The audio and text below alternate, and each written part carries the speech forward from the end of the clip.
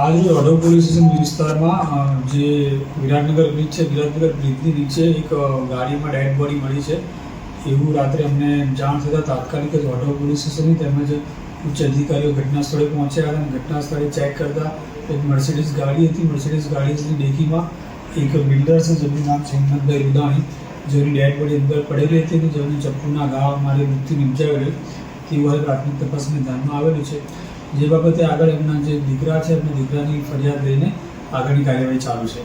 Sir, જે ધવલ મૃતકના દીકરા છે એમની સાથે કોઈ કન્સ્ટ્રક્શનમાં અંગોની કોઈ અદાવત પ્રાથમિક તપાસમાં આવી છે?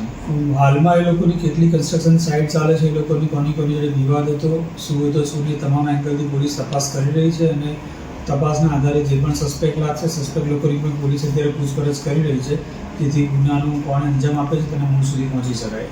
સર, ફરિયાદી જે છે ઘરના પરિવારના એમનું શું કહેવું છે, ક્યારથી ગાયબ થયેલા? જે ફરિયાદીનું એવું કહેવું છે કે સવારે એમના ઘરેથી નીકળેલા હતા, ત્યારબાદ એમની કોઈ સાઇટ ઉપર ગયેલા અથવા તો એમની કોઈ નવા બંગલો બને છે ત્યાં આગળ ગયેલા હતા અને જે એમનો દીકરો છે એમને એવું કહ્યું છેલ્લે અમે 11 વાગે એમને રિંગ રોડની આજુબાજુ જોઈ રહ્યા હતા. કઈ દિશામાં તપાસ કરવામાં આવી રહી છે? આગળ જે સવારથી ક્યાં હતા, એમને કોઈની જોડે દુશ્મન હતી કે કેમ એ સમગ્ર રૂટ ટ્રેક કરવામાં આવી રહ્યો છે. અમારી અલગ અલગ ટીમો કામે લાગી ગઈ છે. છેલ્લે ક્યાં ગયા હતા, કોને મળ્યા હતા એ તમામ તપાસ કરીને એમને કોની જોડે શું ઝઘડો હતો અને કોણે એમને મારીને અહીંયા મૂકી ગયો છે